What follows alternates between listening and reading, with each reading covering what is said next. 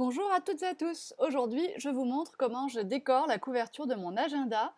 Alors, je prends l'agenda familial Toga qui est disponible au magasin, donc j'y ajoute les petits onglets là que vous voyez pour marquer les mois et m'y retrouver plus facilement.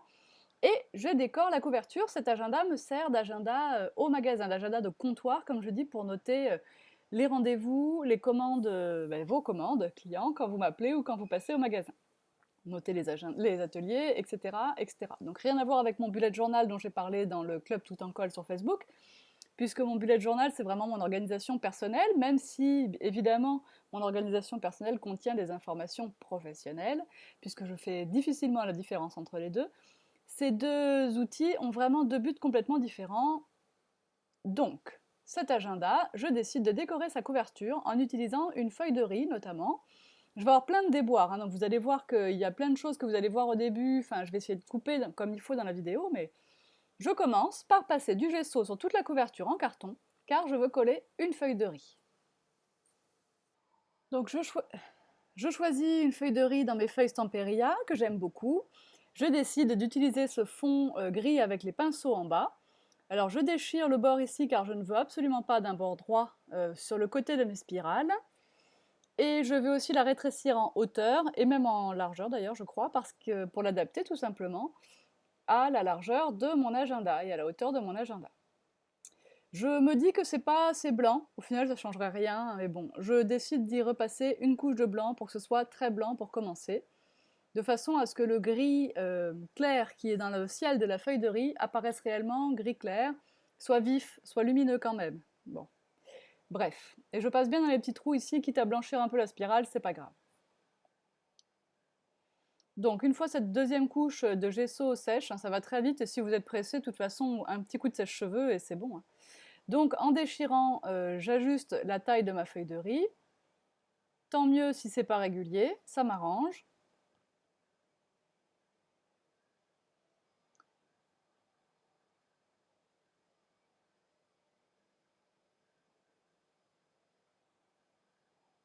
Et pour la coller, alors je prends le vernicole à serviette hein, pour coller les feuilles de riz. C'est l'idéal. On va enduire la couverture de colle.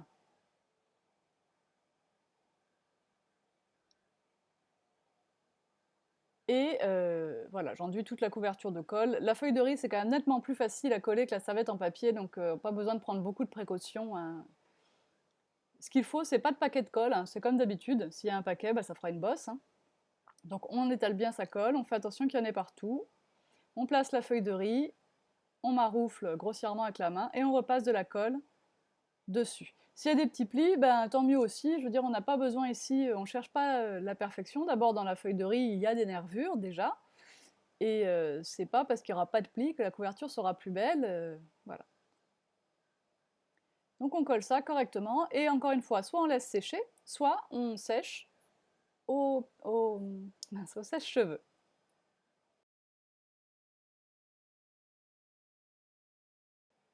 Alors j'ai décidé de jouer un peu avec mes poudres Wow, j'ai fait différents essais que vous voyez en blanc à gauche qui sont pas vraiment jolis.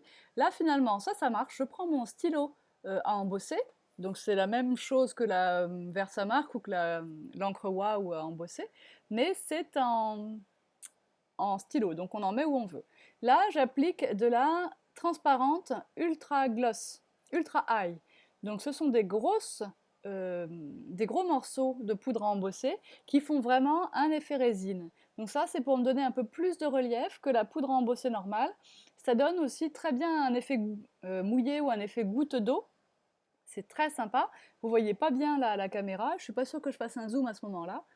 Par contre, dès que c'est relativement refroidi, je repasse de mon feutre à embosser et je décide d'utiliser la couleur indigo que j'aime beaucoup, qui est légèrement translucide, enfin qui est d'ailleurs une couleur translucide.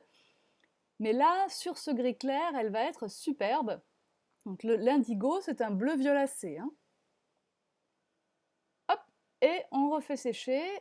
Donc on profite de l'épaisseur laissée par la poudre Ultra High transparente avant et de la magnifique couleur de cet indigo que vous allez voir dans quelques secondes. Voilà, dès que le pistolet n'est plus... Vous le voyez aussi beaucoup mieux sur la photo finale de cet agenda. Alors, pour cacher ce que j'avais raté sur la gauche, je décide de mettre un grand morceau de papier noir. J'ai fait la bordure avec un die MFT feston. C'est un lot de 3 die avec 3 tailles de festons différents. C'est vraiment une bordure que j'affectionne tout particulièrement. Elle est très facile à réaligner dans la précédente pour faire de grandes longueurs. Et il y a cet effet couture qu'on aime tant. Donc j'ajuste la hauteur. Voilà, comme cela. Et je vais coller ça avec ma colle Cléocolle. J'en coupe un tout petit bout là.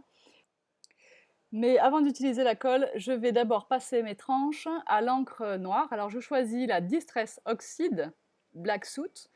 La oxyde parce qu'elle sera beaucoup plus couvrante et permanente que la classique.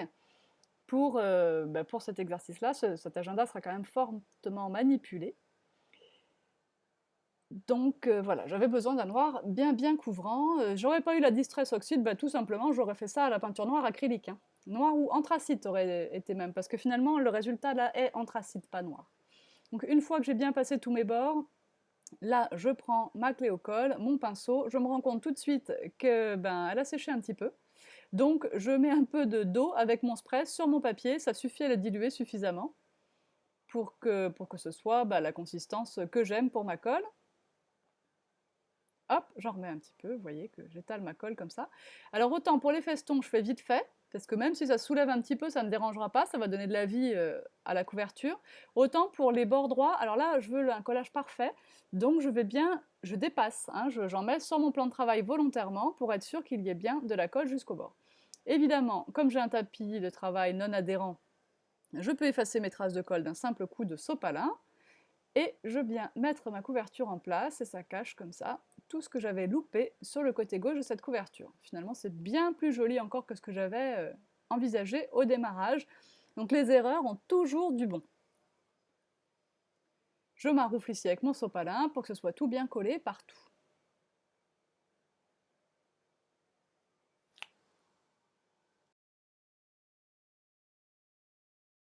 J'ai réalisé dans du papier blanc quelques découpes ce sont des die de découpe, attendez, il y a 6 formes, c'est la marque Aurélie.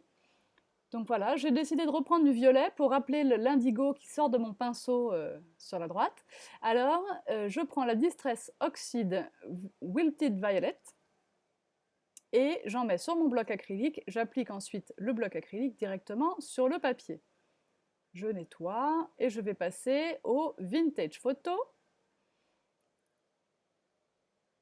pour rappeler le côté vintage de ce pinceau d'ailleurs, puisque ce pinceau d'où sort la soi-disant peinture violette est le seul qui est marron finalement, puisque c'est celui qui est mis en valeur. Donc ma vintage photo, j'ai choisi cette couleur par rapport à cette couleur de pinceau. Bien sûr, pour superposer les Distress Oxide, pour que vraiment il y ait une superposition et pas un mélange, il faut bien sécher les couches entre elles. Enfin, entre deux couches. C'est plus français.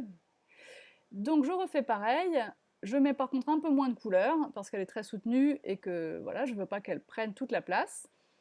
Je passe d'abord en gouttelette, comme tout à l'heure, et ensuite j'applique mon bloc directement sur mon papier. Il y a des endroits qui vont rester blancs, ce n'est pas grave pour le moment. Je sèche correctement.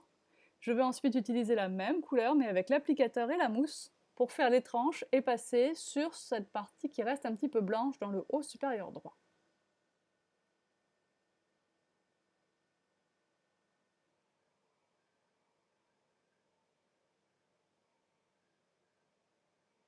Et voilà.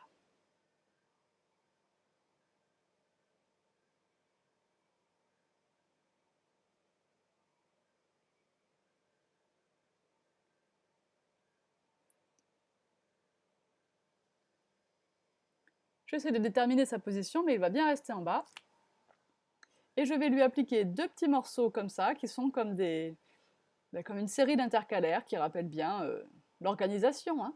Et donc je vais choisir 2 couleurs, le rose, One Lipstick, et le bleu, Broken China, pour ces 2 intercalaires, pour apporter quand même de la gaieté à cette couverture.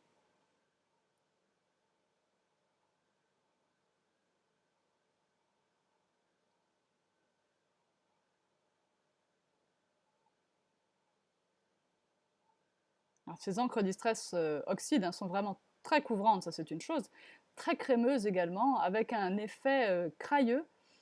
que nous n'avions pas avec les autres. Alors les autres sont très belles aussi, c'est pas ça, mais voilà, selon ce qu'on a envie de faire, on peut préférer les oxydes. Et bien sûr, comme elles sont nouvelles, il faut être objectif. C'est vrai que on se laisse un peu faire par la nouveauté, on a envie de nos nouvelles encres. Et pendant quelques temps, on laisse un peu les autres au placard, mais on les ressortira très vite.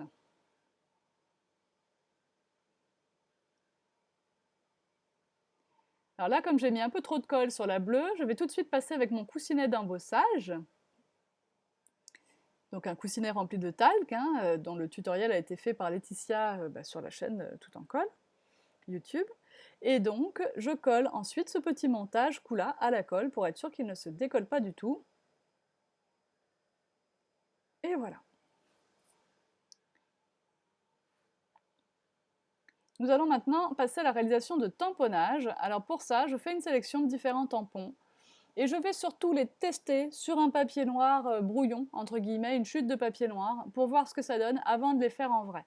Faites ça, vous verrez, c'est quand même plus sûr. Et je vais utiliser de l'encre blanche pour réaliser mes tampons. Vous allez voir que finalement, ce tampon attrape-rêve ne sera pas retenu. Je vais lui préférer le tampon This is the Life. Alors ça sera mieux dans le bon sens. À l'encre blanche, une encre à pigment Lone Fawn blanche qui est vraiment très blanche, c'est parfait. C'est une encre à pigment, pensez à bien nettoyer vos tampons. Donc le nettoyeur, je prends le Stazone, c'est encore mieux. Et une lingette microfibre, surtout pas de sopalin pour ne pas laisser de morceaux de sopalin dans le tampon. Là pareil, je le fais à droite sur mon papier brouillon d'abord, puis je le réalise et celui-là, je vais l'embosser. Ici on a une encre à pigment, donc à séchage relativement lent. Je vais donc pouvoir mettre ma poudre directement dessus.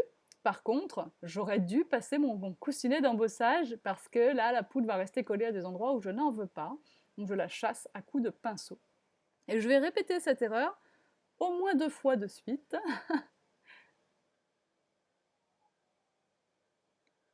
Vous m'avez vu passer la tête parce que j'ai soufflé sur les petites poudres qui restaient. Et voilà, on fait fondre notre poudre embossée au pistolet chauffant, au heat gun, si vous préférez l'anglais. Je vais ensuite utiliser mon pochoir mini splash, voilà, avec mon doigt de mousse réservé à l'encre collante. Donc ici je prends la Wow, elle colle encore plus que la Versamark. Et je réalise comme ça quelques mini splashs à droite et à gauche. J'aurais dû, là encore, passer mon pistolet d'embossage, mais bon, qu'à cela ne tienne, je vais m'aider de mon pinceau pour chasser la poudre aux endroits où je n'en veux pas. Voilà, je fais fondre donc le blanc et je vais ensuite répéter l'opération avec d'autres formes du même pochoir et la poudre indigo. Alors effectivement, elle devient presque transparente, mais on a quand même ce reflet violet selon comment la lumière tape dessus. Et ça, c'est vraiment très agréable. Donc je mets un peu d'indigo ici et là sur la couverture noire et je vais aussi en placer par la suite sur l'étiquette en bas, l'étiquette que nous avons décorée avec les encres Distress Oxide. Et vous verrez que ça fait vraiment joli sur la photo de la fin, j'aime beaucoup. C'est vraiment très agréable, ces poudres à embosser waouh, ce sont les seules à avoir de tels effets. Voilà, c'est vraiment raffiné. Là encore, j'ai oublié de passer le coussinet d'embossage, évidemment, mais bon, à force, ça finit quand même par être un peu moins électrostatique, ma surface. Voilà, on va donc se quitter avec cette belle photo de la fin. En gros plan, vous voyez les nuances de cette encre, de cette poudre embossée indigo, waouh, qui est vraiment très jolie. J'espère que ça vous a plu, que ça vous a donné des idées pour personnaliser votre propre agenda. Et bien sûr, vous pouvez le trouver en boutique. Je vous incite à vous abonner à notre chaîne YouTube, à cliquer sur la petite cloche pour être informé dès la diffusion de nouvelles vidéos. Et je vous dis à tout bientôt. Bye bye!